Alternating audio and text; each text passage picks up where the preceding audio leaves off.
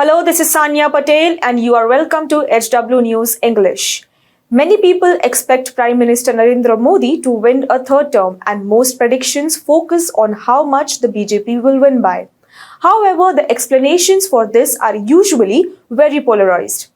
One-sided praises Modi for his global vision, strong leadership and rapid progress. The other side claims that institutions have been manipulated, the opposition has been targeted and the complaint media is stirring up communal tensions and exaggerating the government's achievements. What often gets lost in these heated debates is an unbiased look at the actual facts and data on the ground. Over the past 2 months, this 6-part series aimed to do just that by examining some of Modi's key welfare schemes. The first article looked at the PM's Housing for All scheme, the second at health insurance, the third at financial aid to farmers, the fourth at the rural roads program, the fifth at the clean drinking water initiative, and the last at the free food grain program. Where's all the money going? Well, the welfare system in India has changed significantly under PM Modi. During his 2014 election campaign, he promised maximum governance, minimum government, and criticized the Rural Employment Guarantee Scheme from the Manmohan government, suggesting he might reduce government welfare programs. However, under Modi, the government has launched new benefits and expanded existing schemes, often with great publicity. These include gas cylinders under Ujjwala, toilets under Swachh Bharat, water connections under Jal Jeevan, houses under PM Awas, cash transfers under PM Kisan, food grains under PM Garib Kalyan Yojana and health insurance under PM Jan Arogya Yojana, either free or at subsidized costs. But where has the money come from, especially since the economy hasn't performed better in the last 10 years compared to the previous decade?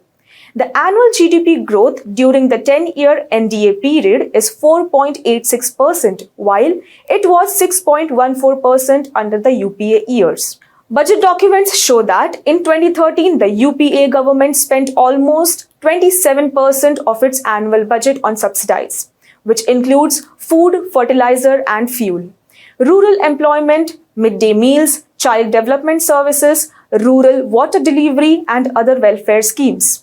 Despite adding many new schemes, the NDA government has not exceeded this 27% mark, except for a surge in food subsidy in 2020 to 2021 due to COVID relief.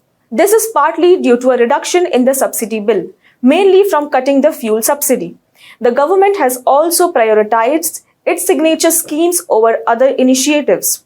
For example, funding for education has consistently decreased over the last decade, while health funding hasn't changed much compared to 2013.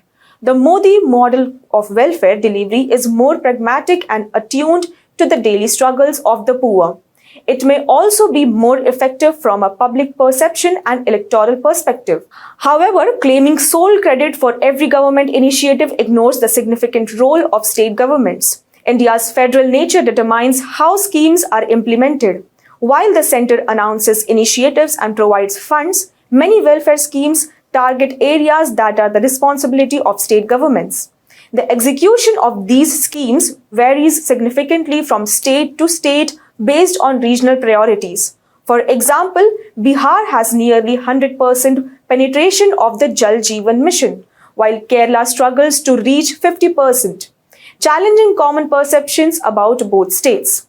While political will set government priorities, but the role of bureaucrats and technocrats is crucial in the detailed execution of government functions. Many schemes are informed by previous committee reports, which serve as valuable knowledge repositories. Despite being seen as procedural, these reports ensure continuity in government policies and practices, even when political parties change. For example, the Aadhaar framework started under the UPA but is now associated with the NDA. This continuity amidst political change is a positive sign for a mature democracy. While the NDA has improved welfare delivery, experts and parliamentary standing committees stress the need for third-party inspections and social audits. Without these independent ground reports, government dashboard data always comes with an asterisk. Building assets and maintaining them are two different things. The government excels at building but struggles with upkeep, such as maintaining roads or drinking water infrastructure. This makes social audits to assess ongoing scheme performance even more crucial. Coverage is another area needing improvement. Most welfare schemes have coverage gaps due to two systematic issues. First, coverage targets are based on the 2011 census. Since then, India's population has grown up by nearly 150 million, and the rural or urban distribution has changed. These changes are not reflected in scheme targets, leaving many beneficiaries unaccounted for. Second, the issue of the missing middle is highlighted in the context of PMJ. As Niti Aayog noted, the lower middle and middle classes could afford many services with some subsidy help, but are often overlooked in policy. Including this segment could also boost aggregate demand in the economy. They say politics is the art of the possible, which also extends to governance. Example includes helping those with land and capital build houses under PM Awas while ignoring the woes of urban homeless. Targeting inpatient care through PMJ when outpatient care forms 40 to 80% of household healthcare costs. Focusing on landed farmers through PM Kisan while excluding landless farmers. Relying heavily on groundwater for water provision despite the risk of slippage. These examples do not indicate malfeasance, but show that what gets done is often what is easiest to do. But credit where it's due. Women's empowerment is a key theme across many consumables offered under this new welfareism.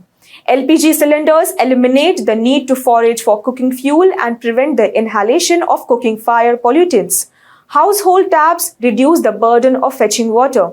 These tasks generally fall to women, who disproportionately benefit from these initiatives.